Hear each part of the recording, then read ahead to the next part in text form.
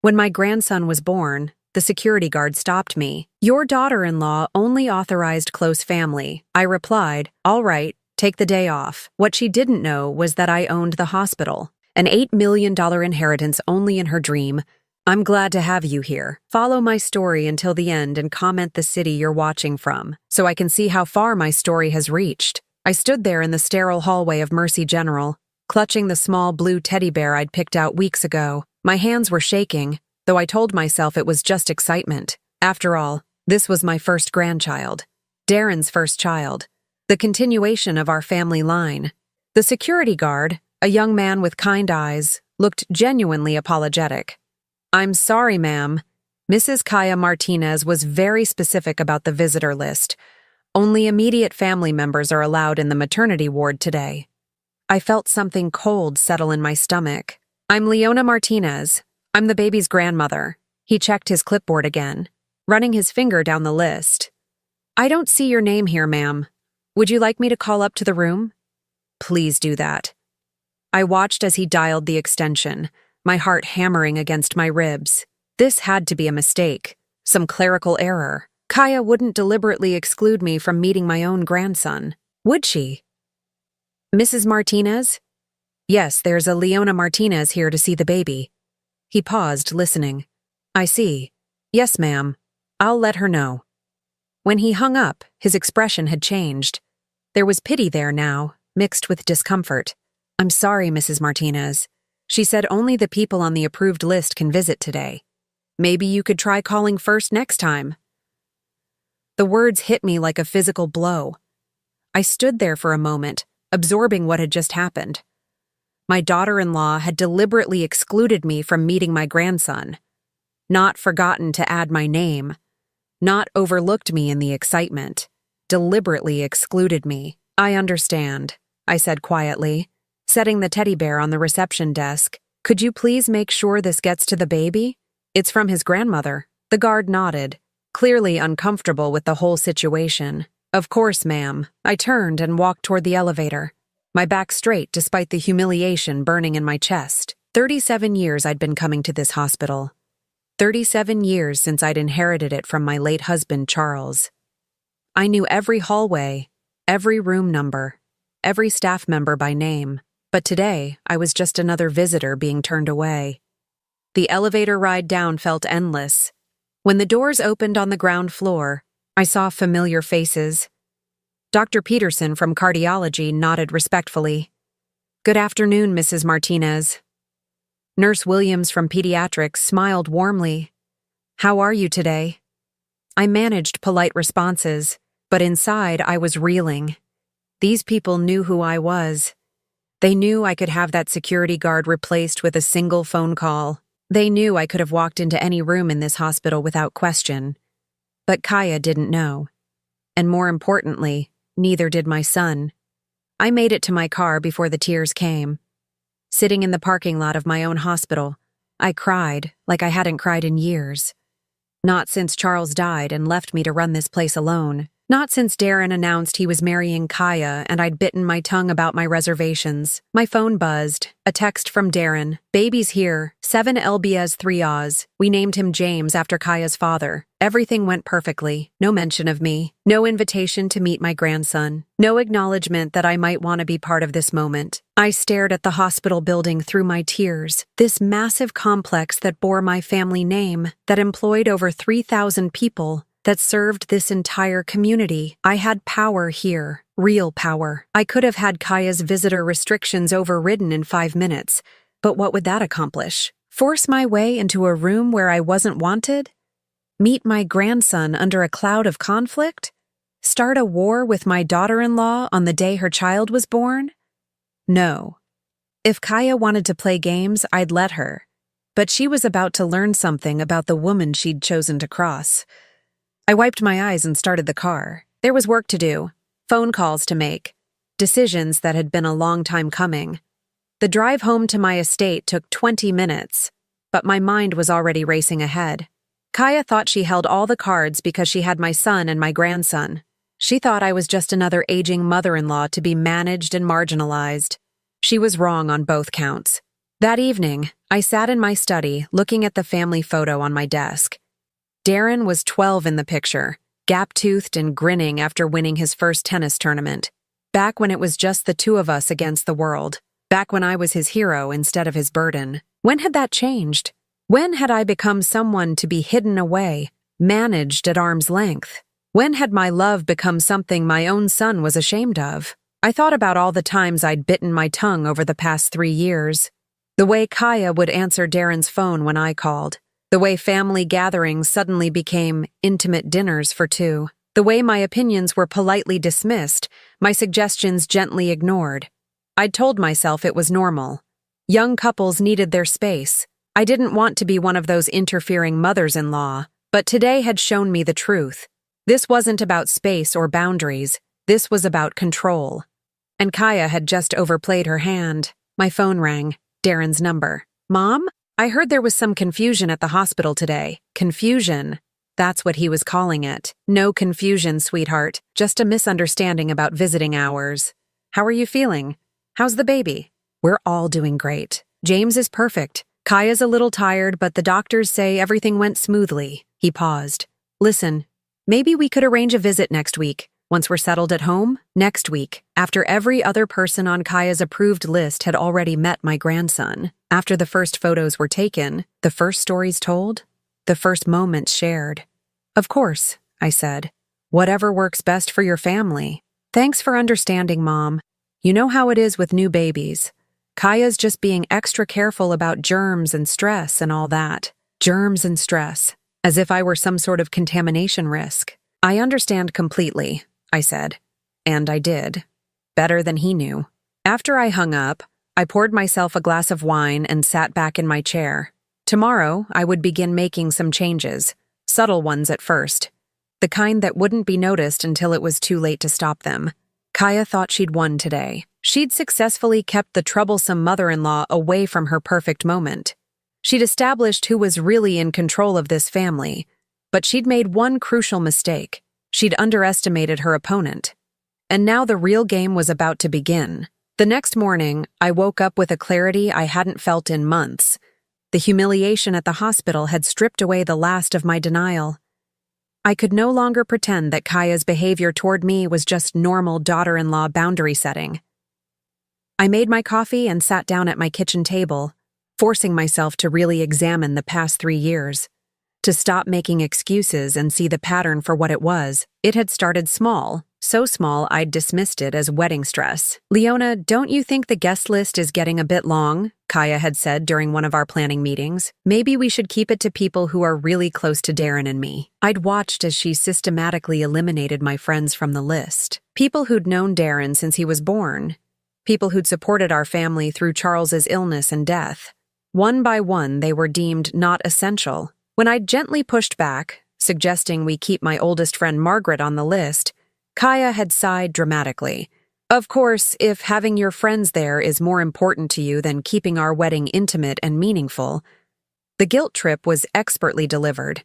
I'd backed down immediately, not wanting to be the difficult mother-in-law, not wanting to start my relationship with my son's wife on the wrong foot. Then came the honeymoon. They'd planned 2 weeks in Europe, a trip I'd offered to help pay for as a wedding gift. But somehow, the 2 weeks had stretched to 3, then 4. Important business meetings I'd hoped Darren would attend were missed. Family dinners were canceled. We're having such an amazing time, Mom, he'd said during one of our brief phone calls. Kaya says this might be our only chance to really travel before we start thinking about kids. When they finally returned, something had changed. Darren was different, more distant, more likely to deflect when I asked about his plans or his feelings, more likely to say, I'll have to check with Kaya before committing to anything. I'd told myself it was natural. He was married now. His wife came first. That's how it should be. But then came the family traditions that suddenly needed updating. Christmas morning had always been sacred in our family. Darren and I would open presents together, make Charles's famous cinnamon rolls, and then spend the day cooking an elaborate dinner. It was our time. Just the two of us, carrying on the traditions his father had loved. Actually, Mom, Darren had said that first Christmas as a married couple, Kaya and I were thinking we'd like to start our own traditions. Maybe we could do Christmas Eve with you instead. Christmas Eve, the night before the real celebration, the consolation prize. I'd agreed, of course, but Christmas Eve dinner felt hollow. Kaya spent most of it on her phone, posting carefully curated photos of their perfect holiday. When I'd suggested we take a family photo together, she'd declined. "I'm not really photogenic right now," she'd said, though she looked stunning as always. Maybe next time. There was never a next time. Somehow, there was always a reason why family photos weren't convenient, why traditions needed to be modified, why plans had to change. The phone calls became less frequent. Darren used to call me every Sunday, just to check in and chat about his week. But after the marriage, those calls dwindled. When I'd mention missing our conversations, he'd say, "I've been busy, Mom. You understand." When I'd try calling him directly, Kaya would often answer, "Oh, hi Leona, Darren's in the shower. Can I take a message? He's at the gym. I'll tell him you called. He's having a guys' night. Maybe try tomorrow?" The messages rarely seemed to reach him, or if they did, the return calls came days later, hurried and distracted. I started keeping track without realizing it. 3 weeks between calls, a month, 6 weeks. Each time I reached out, I was made to feel like I was being demanding, clingy, unable to respect their space as a couple. The final straw should have been Thanksgiving. Our family.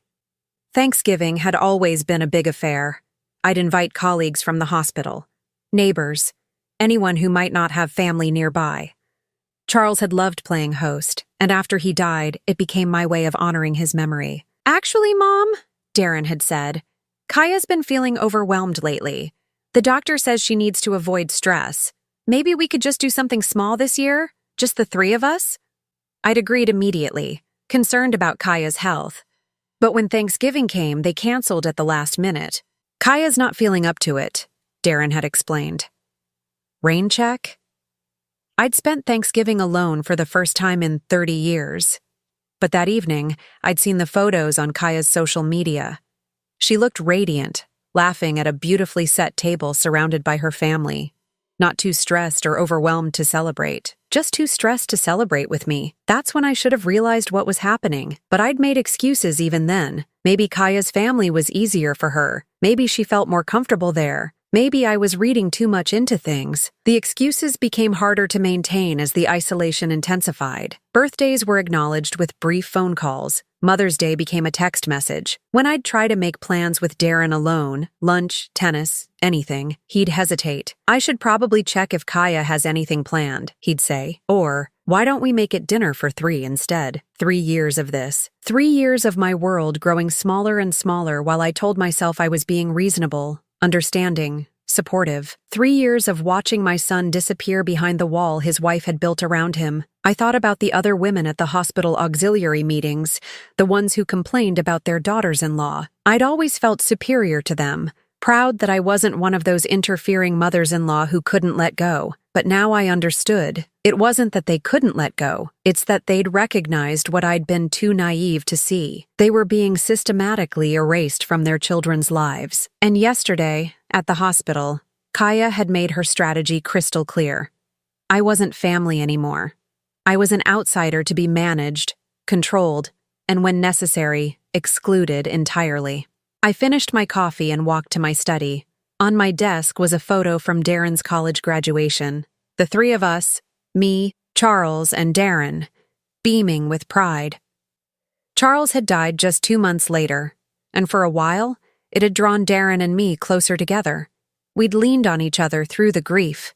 But now, looking at that photo, I realized something else. Charles would never have tolerated what I'd been accepting. He would have seen through Kaya's manipulation from day one. He would have protected our family, our relationship with our son. I'd failed in that duty. I'd been so afraid of being labeled a difficult mother-in-law that I'd allowed my son to be stolen from me piece by piece, but I was still here. Still his mother. Still the woman who'd built an empire in this town and raised a good man, despite losing her husband too young. Kaya thought she'd won. She thought she'd successfully isolated Darren from his mother's influence. She thought she was in control now. She was about to learn how wrong she was. I opened my laptop and began making a list. Phone numbers I hadn't called in months. People I needed to reconnect with. Strategies that would require patience but deliver results. The war for my son's heart was far from over.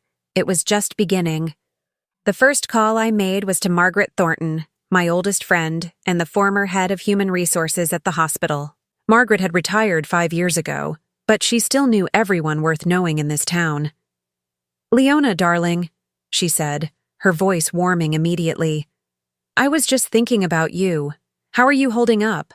I heard about the baby." "That's actually why I'm calling, Margaret. I need a favor." "Anything. You know that." I chose my words carefully. "I need to know more about Kaya's background, her family, her education, her work history, discreetly." There was a pause. Margaret had worked in HR long enough to read between the lines. "What kind of concerns are we talking about?" "The kind that might affect my grandson's future," I said quietly. "I'll make some calls," Margaret said without hesitation. "Give me 48 hours. The next call was to Dr. Patricia Reeves, my personal physician, and someone I'd known since medical school. Patricia had always been direct with me, sometimes brutally so.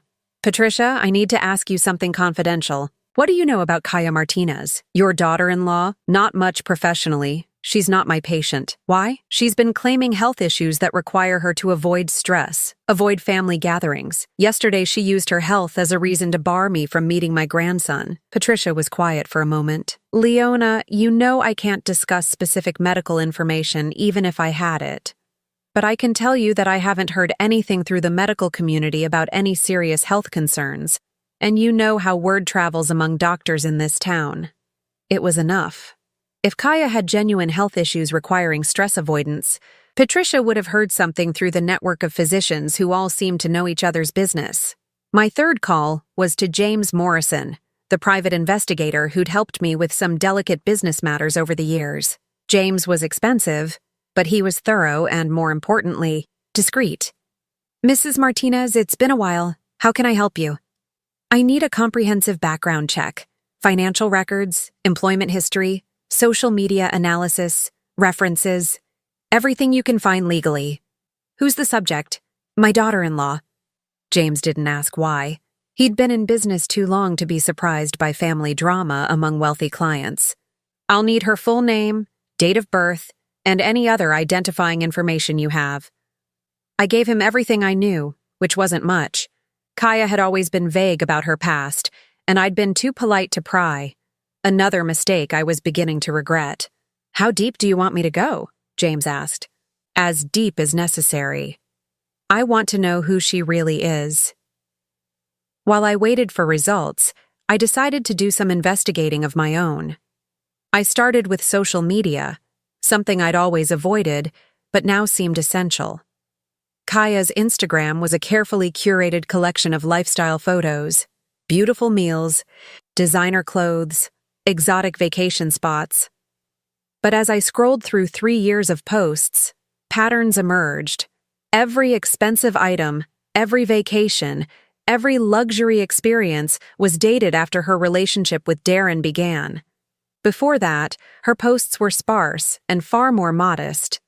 A small apartment, chain restaurants, complaints about work stress. The transformation was dramatic and telling. I also noticed something else. In 3 years of posts, I appeared in exactly 0 photos, not one. Even at events where I'd been present, the camera angles were carefully chosen to exclude me. At their engagement party, she'd posted dozens of photos with family and friends. I'd been at that party, had even given a speech. But according to Kaya's version of that night, I might as well have been invisible. It was a level of deliberate exclusion that went beyond normal social media editing. This was systematic erasure. Margaret called back within 24 hours, faster than promised. "Leona, we need to meet in person. Can you come to the club?" We met at the country club where we'd been members for over 2 decades. Margaret had already secured a private dining room, away from curious ears. "What did you find?" I asked as soon as we were seated. Margaret opened a slim folder. Kaya Rodriguez. She was using her maiden name professionally until the marriage. She worked as a sales associate at Nordstrom for 2 years before meeting Darren. Before that, she was at Macy's for 8 months. Before that, a series of short-term retail jobs. What about her education? This is where it gets interesting. She claims on her social media to have a degree in marketing from State University. I had a friend in their alumni office do some checking. No record of Akaya Rodriguez graduating in marketing, or any other field. I felt my stomach tighten. What about family? Her parents live in a modest apartment across town. Her father works construction when he can find it. Her mother cleans houses. Nice people from what I hear, but definitely not the affluent background she's implied to your son. Margaret pulled out another sheet. Here's the concerning part. I spoke to 3 of her former employers. All of them mentioned the same thing. She had a pattern of forming relationships with wealthy, older customers. At Nordstrom, there was an incident with a customer who complained that Kaya had somehow gotten access to her personal information and was using it to build a friendship. Management had to intervene. My hands were trembling slightly as I processed this information. What kind of intervention? The kind that usually leads to termination, though officially she resigned. The manager I spoke to was careful about what she said, but reading between the lines, Kaya was targeting wealthy women for what appeared to be financial gain. I thought about all the times Kaya had complimented my jewelry, my clothes, my home, how she'd asked detailed questions about the hospital, about our family's financial history, how she'd steered conversations toward topics like inheritance and estate planning. I'd thought she was just trying to get to know me better. Now I wondered if she'd been conducting reconnaissance. There's more, Margaret continued. I also reached out to some people in the social services community.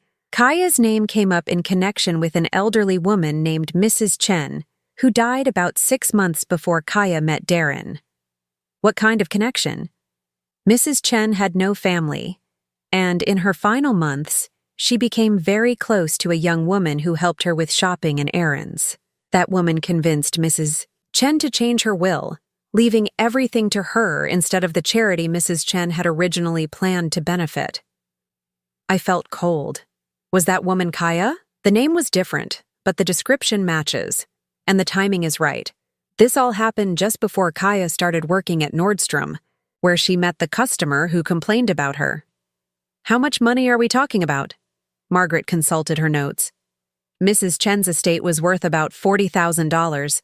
Not a fortune, but enough to support someone for a while if they were careful. $40,000.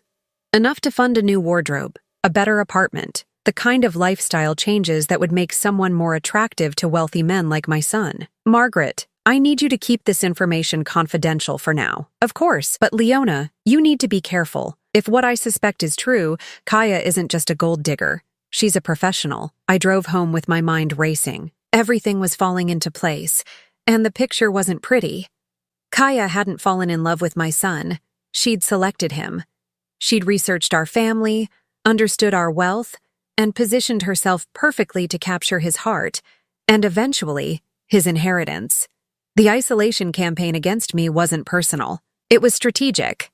I was the obstacle between her and complete control over Darren's life and finances. That evening, James Morrison called with his preliminary report. Mrs. Martinez, I've got some interesting findings. Your daughter-in-law has been busy since the wedding. What kind of busy?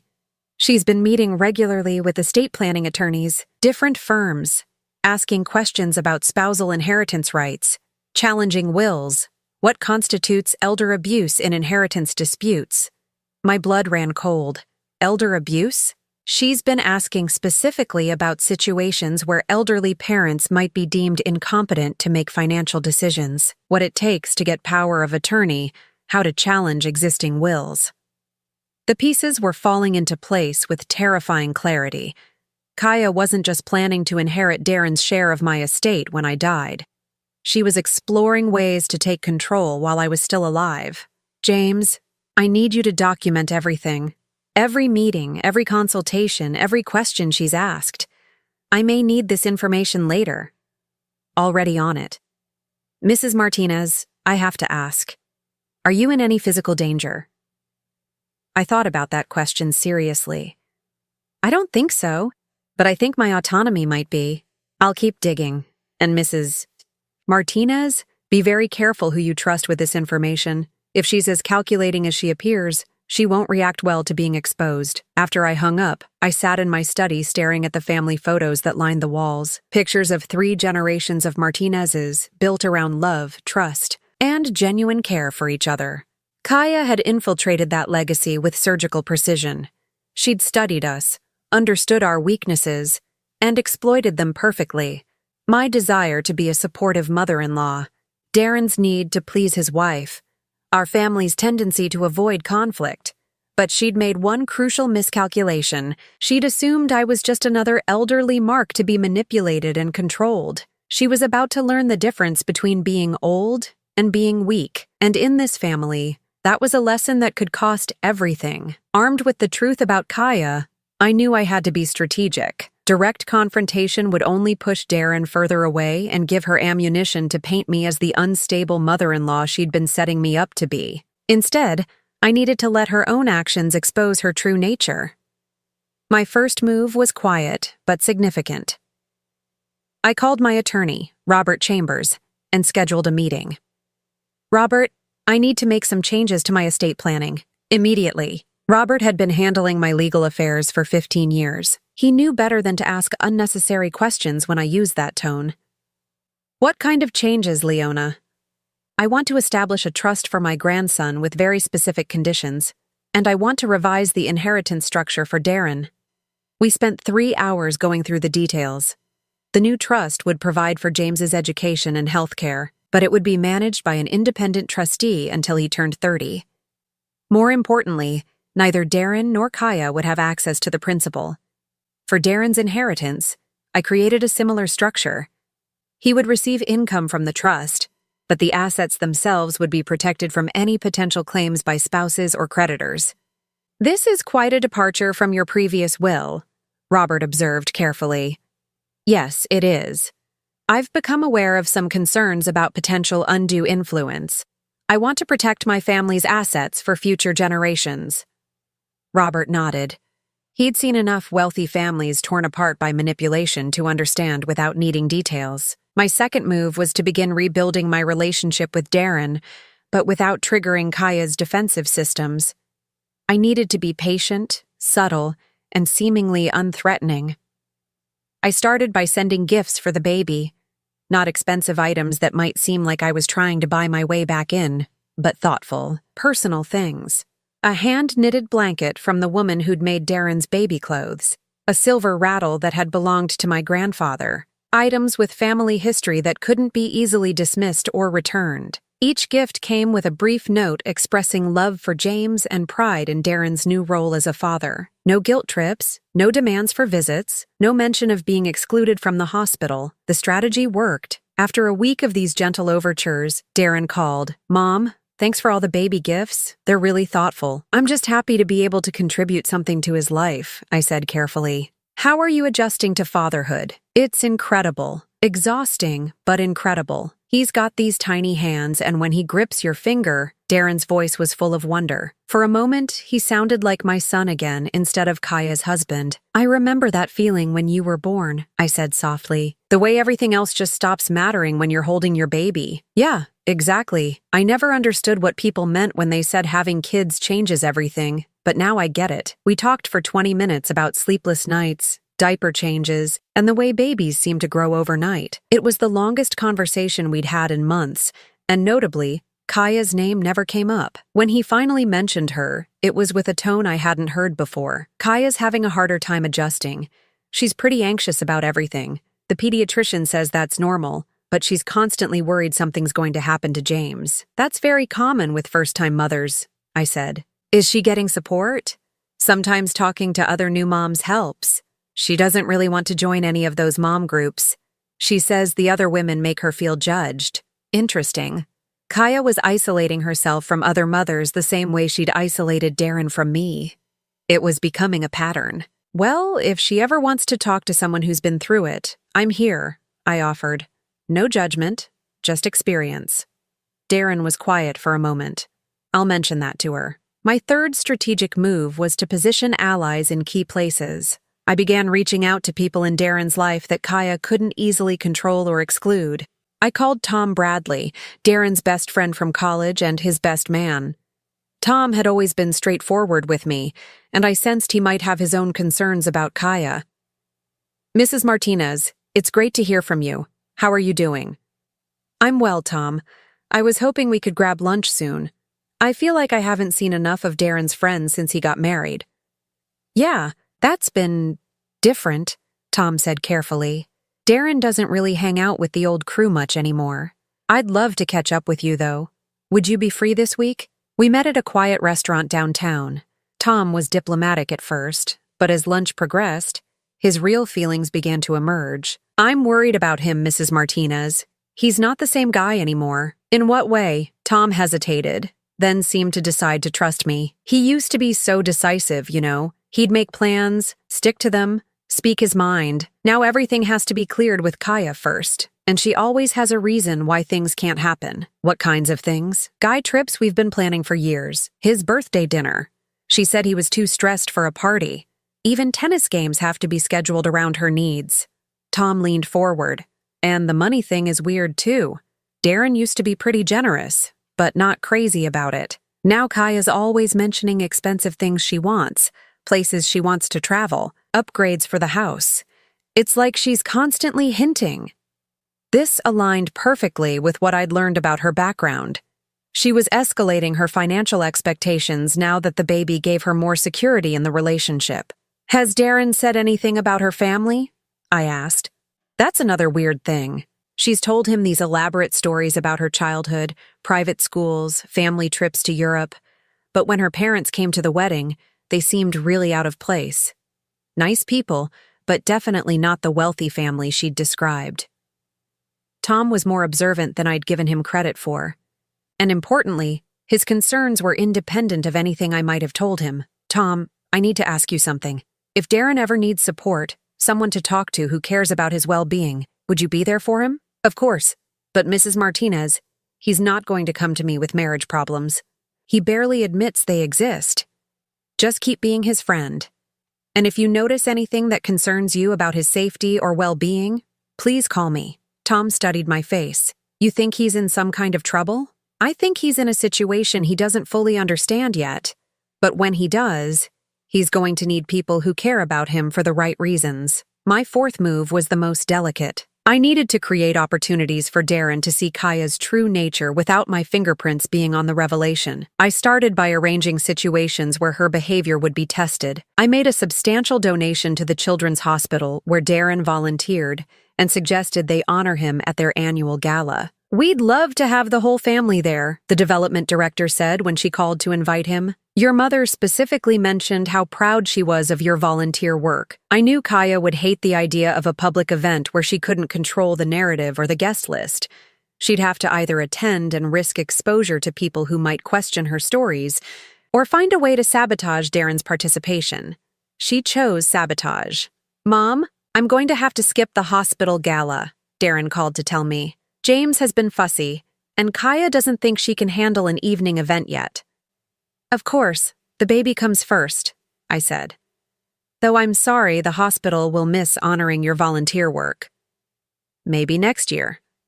But I knew what had really happened. Kaya had manufactured a crisis to avoid an event where she'd be exposed to too many people who knew our family history. 2 days later, I got confirmation of my suspicion.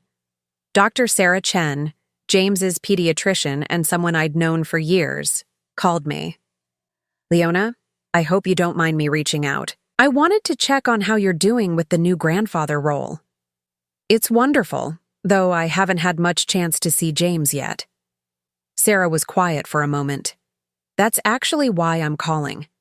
Kaya brought James in yesterday for what she described as an emergency visit. She was convinced he had a fever and was having breathing problems. Was he sick? Completely healthy. Normal temperature, clear lungs, hitting all his developmental milestones perfectly. But Kaya seemed almost disappointed when I told her everything was fine. The pattern was becoming clear. Kaya was using James's health concerns as a tool for control and manipulation. The emergency that prevented the gala wasn't real. It was manufactured. "Sarah, can I ask you to keep me informed if there are any genuine health concerns with James? As his grandmother, I'd want to know. Of course. And, Leona, trust your instincts about this situation. I've seen enough new parents to know the difference between normal anxiety and something else. That night, I sat in my study updating my notes on Kaya's behavior patterns. The documentation was crucial. If this situation escalated, I'd need evidence of her manipulation and deception. But more importantly, I was beginning to see the cracks in her facade. She was making mistakes, overplaying her hand. The more secure she felt in her control over Darren, the more reckless she was becoming. James Morrison called with his weekly update. Mrs. Martinez, she's escalating. This week she had consultations with 3 different estate attorneys. She's asking increasingly specific questions about challenging mental competency determinations. What kind of specifics? How to document instances of confusion or poor judgment. What kind of medical evidence would be needed to support a competency challenge? She's building a case, Mrs. Martinez. The pieces were falling into place. Kaya was preparing to have me declared incompetent so she could gain control of my assets through Darren. It was an elaborate long-term strategy, and if I hadn't started investigating, it might have worked. But knowledge was power, and now I had plenty of both. It was time to move from defense to offense. The war for my family was about to enter its next phase. The breakthrough came from an unexpected source. 3 weeks after the hospital incident, Darren called me on a Tuesday afternoon, his voice strained in a way I hadn't heard since his teenage years. "Mom, can I ask you something? It's about Dad's medical records." My heart stopped for a moment. Charles had died of complications from diabetes, but his medical history was something Darren rarely discussed. "Of course, sweetheart. What do you need to know?" Kaya's been asking a lot of questions about Dad's illness. She wants to know if it was genetic, if there were any signs of mental decline before he died, if he had any periods where his judgment might have been compromised. I felt ice forming in my veins. This was exactly what James Morrison had warned me about. Kaya was building a narrative about family history of mental incompetence. Why is she asking about this now? Darren was quiet for a long moment. She says she's worried about James's genetic history. She wants to know what health issues might run in our family. It was a plausible cover story, but the timing was too convenient. Kaya was laying groundwork for future claims about my mental stability. "Darren, your father's mind was sharp until the day he died. His doctors can confirm that. The diabetes affected his physical health, not his cognitive abilities." That's what I thought, but Kaya seemed to think there might have been some confusion toward the end. There wasn't.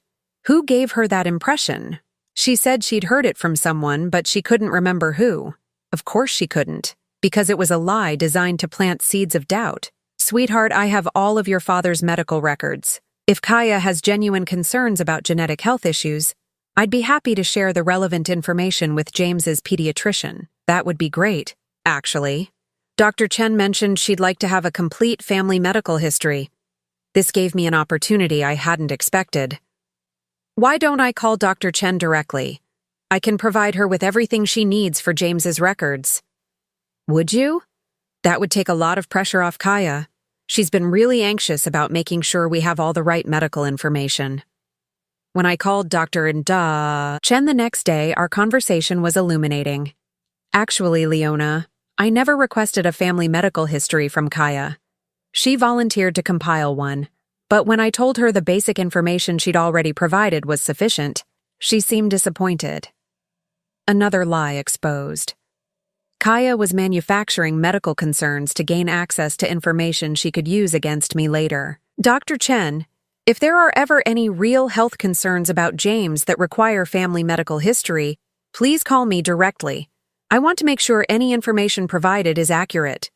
I'll make a note of that in his file." But Kaya's mistakes were becoming more frequent, and Darren was starting to notice the inconsistencies. The next crack appeared during what should have been a routine family dinner. I'd been invited, reluctantly, I suspected, to meet James for the first time since his birth. The invitation came with conditions, of course. Maybe just a short visit, Darren had said. Kaya's still pretty protective about James's schedule. I arrived at their house with a simple gift, a children's book that had been Darren's favorite when he was small.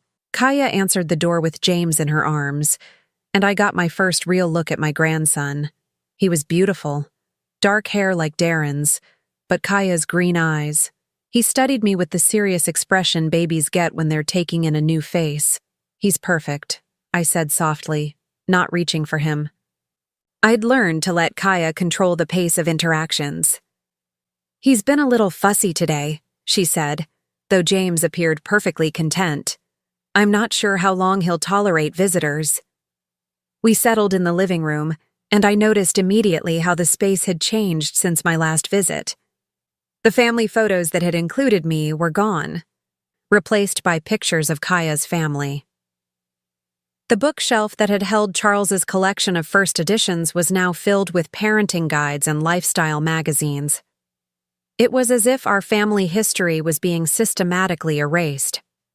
"The house looks different," I commented carefully. "We're trying to make it more baby-friendly," Kaya said. Some of the older things were just collecting dust. Older things, like the antique clock Charles had inherited from his grandfather, like the paintings that had been wedding gifts from my parents, things with history and meaning, reduced to dust collectors. Darren emerged from the kitchen with coffee, and I could see the exhaustion in his face. New parent tiredness, but something more. "How are you sleeping?" I asked him. "Not much," he admitted. "James is a good baby, but Kaya's been worried about SIDS, so she checks on him every hour during the night." "Every hour?" That seemed excessive, even for a nervous new mother. "The books say you can't be too careful," Kaya said defensively. "Some babies just need more monitoring." I looked at James, who was sleeping peacefully in his carrier. He looked like a perfectly healthy, normal baby, but Kaya's constant anxiety was creating an atmosphere of crisis where none existed. "Has Dr. Chen expressed any concerns about SIDS risk?" I asked gently. "Well, no, but you can't trust doctors to catch everything," Kaya said. "I read about cases where babies seemed fine and then..." She let the sentence hang in the air, creating fear without stating anything specific. It was expertly done, and I could see how it would keep Darren in a constant state of worry.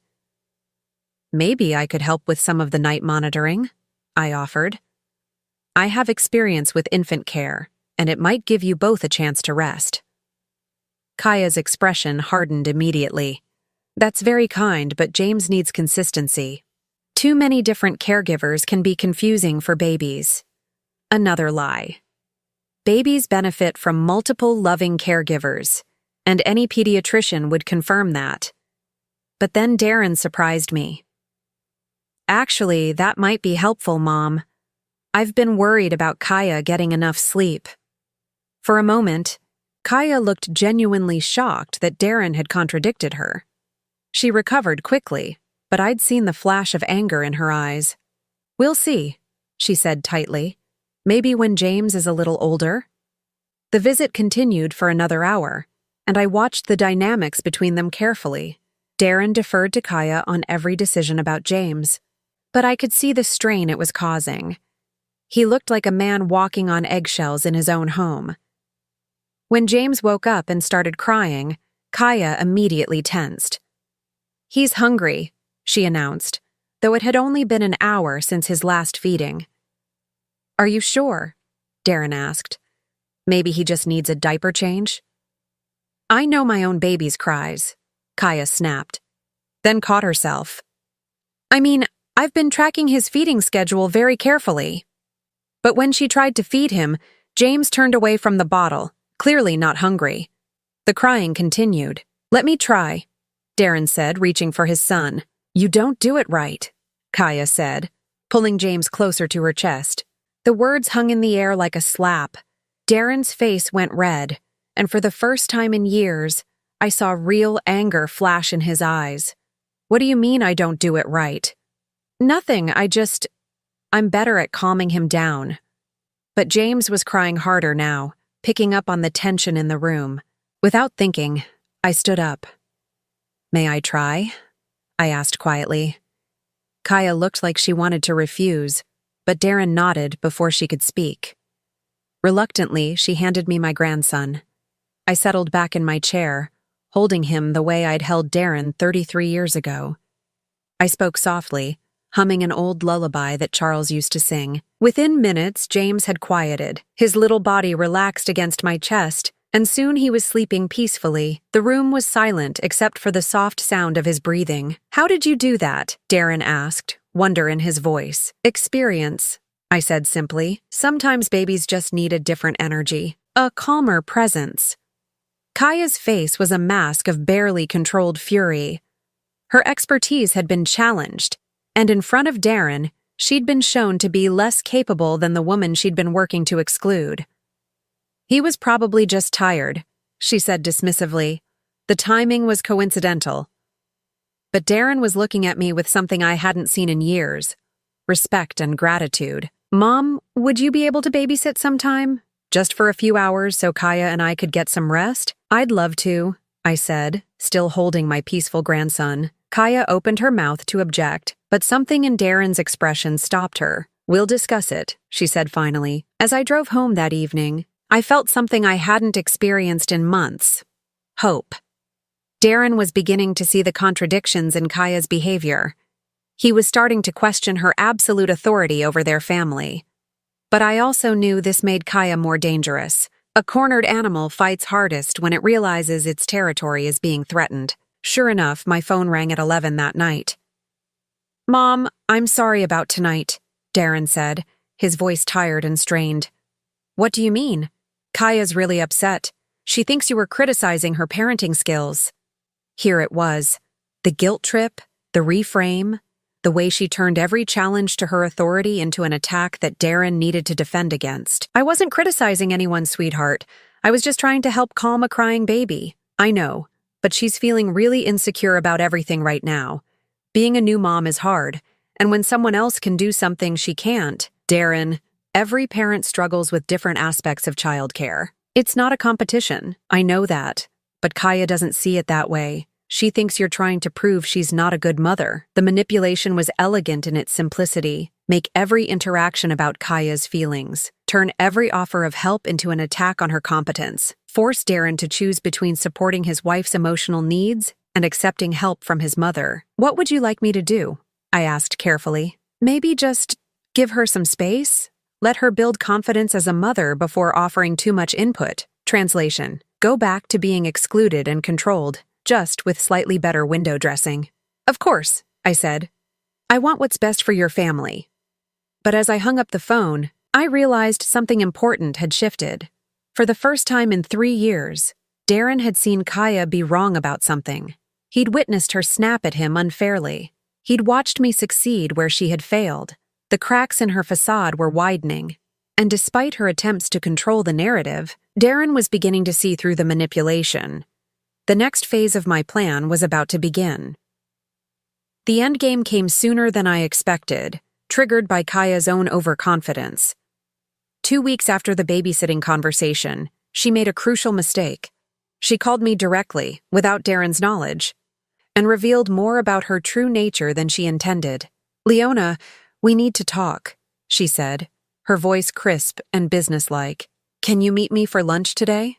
I agreed, curious about what angle she was planning to work next. We met at an upscale restaurant downtown, the kind of place Kaya loved to be seen in. She arrived 15 minutes late, a power play I recognized immediately. Thank you for meeting me, she said, settling into her chair with the confidence of someone who believed she held all the cards. I wanted to discuss some concerns I have about your relationship with Darren and James. What kind of concerns? She pulled out her phone and opened a note app, as if she'd prepared talking points.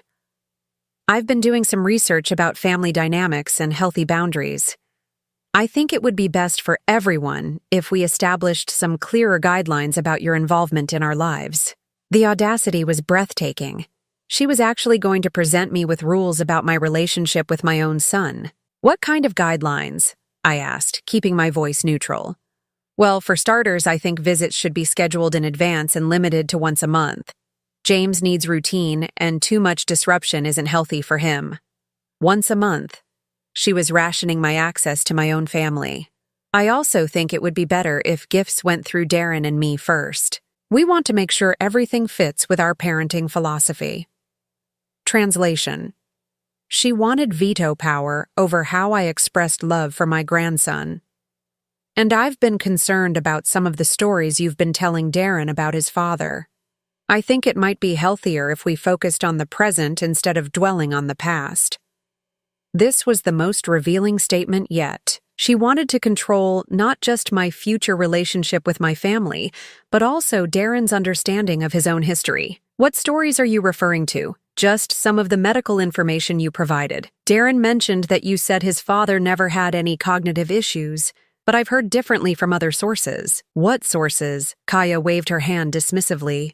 People talk, you know. Small town. I just think it's important that we have accurate information, especially when it comes to genetic health risks for James.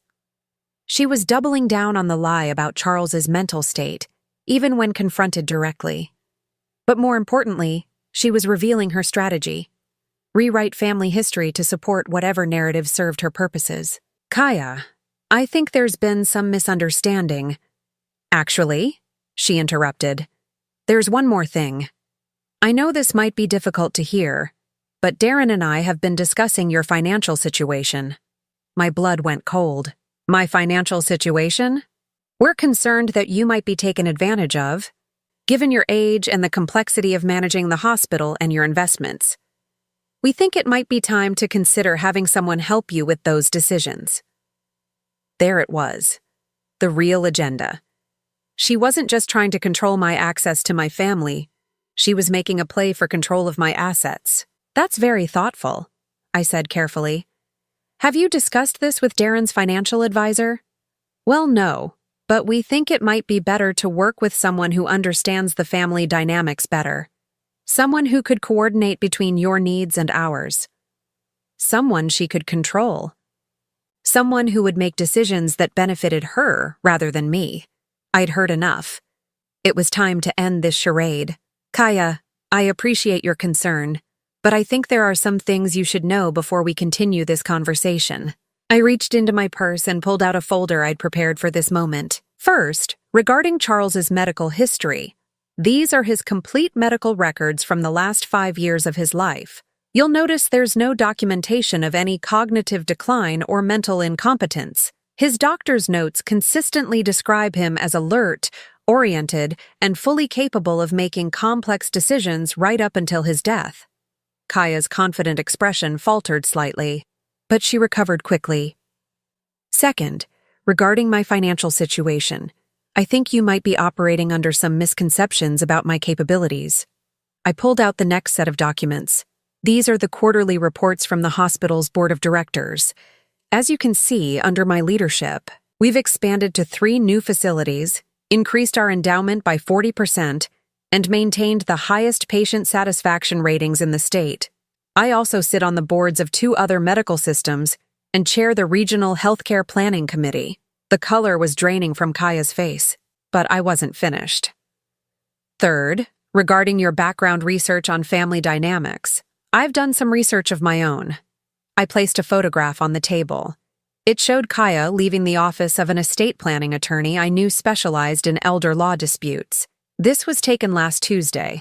According to my sources, you spent 2 hours discussing strategies for challenging mental competency determinations and gaining financial power of attorney for elderly family members. Kaya stared at the photo, her mouth opening and closing without sound. I also have documentation of your meetings with 3 other attorneys, your research into my financial assets, and your attempts to gather medical information that could be used to support a competency challenge. I leaned forward, my voice deadly quiet. Did you really think I wouldn't notice? Did you think I was too old or too trusting to see what you were doing? Kaya found her voice, but it was shaky now. I don't know what you think you've discovered, but I know about Mrs. Chen, I said simply. The effect was immediate. Kaya went completely pale, her hands trembling as she reached for her water glass. I know about the will change, the $40,000, and the pattern of targeting elderly people for financial gain. I know about your real employment history, your fabricated education, and your family's actual financial situation. Kaya was silent, staring at the table. I also know about your visits to James's pediatrician under false pretenses, your lies about family medical history, and your attempts to manufacture health crises to control Darren's behavior. I gathered the documents and put them back in my folder. So here's what's going to happen. You're going to stop lying about my family's medical history.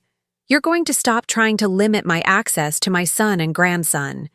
And you're going to abandon whatever scheme you had planned regarding my financial affairs.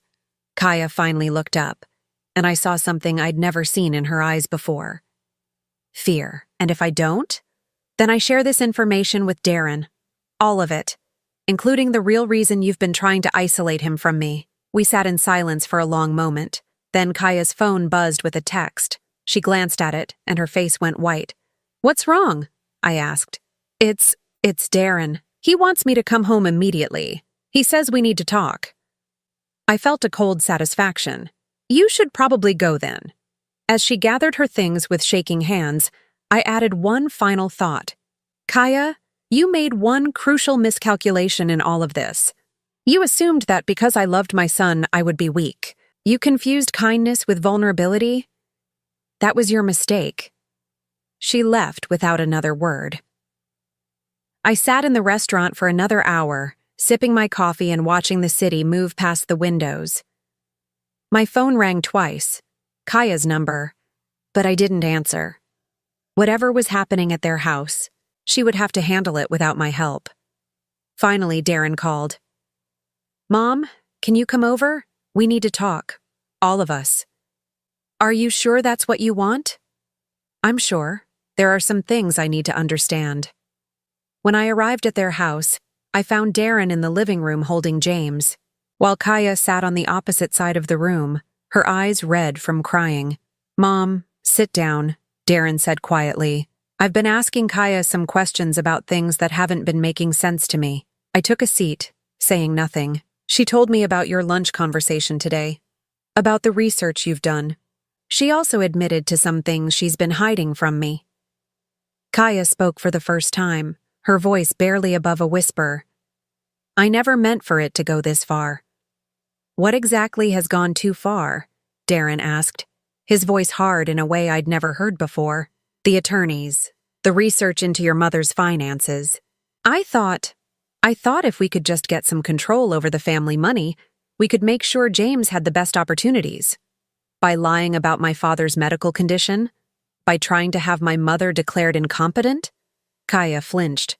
"It wasn't supposed to be like that. I just wanted security for our family." "Our family includes my mother," Darren said firmly. "She's James's grandmother. She's the woman who raised me and built everything we've benefited from. And you've been systematically trying to destroy her relationship with us." He stood up, still holding James, and moved to sit beside me. "Mom, I owe you an apology. A huge one. I've let my marriage become more important than my family, and I've allowed someone to manipulate me into hurting the person who's always been there for me." I felt tears welling up in my eyes. "Darren, you don't need to—" "Yes, I do. I need to say this. You've never been anything but supportive and loving. When Dad died, you held our family together. When I needed help with college, with my career, with anything, you were there. And I let someone convince me that your love was somehow toxic or controlling." He looked at Kaya, who was crying silently. "I think we need some time apart. Both of us need to figure out what we really want from this marriage." "Darren, please," Kaya whispered. "We can work this out.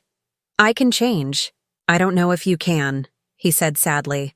"And I don't know if I can trust you to try." He turned back to me. "Mom, would it be all right if James and I stayed with you for a while? Just until I can figure out what comes next?"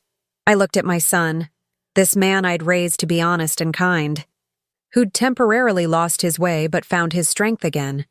And I looked at my grandson, innocent of all these adult complications, who deserved to grow up surrounded by genuine love.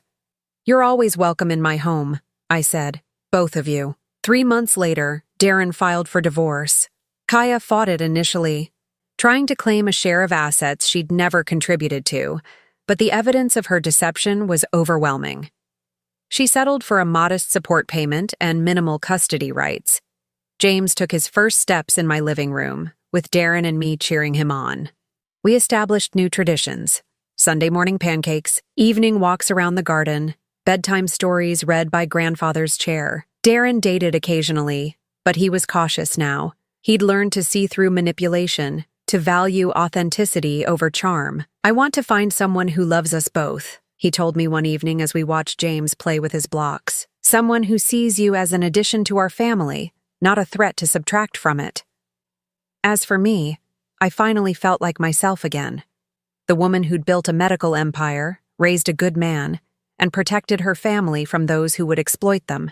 Kaya sent a card on James's first birthday.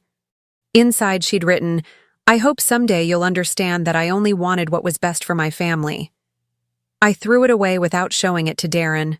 Some lies weren't worth preserving, even for the sake of peace. James called me Nana for the first time on a Tuesday afternoon in October.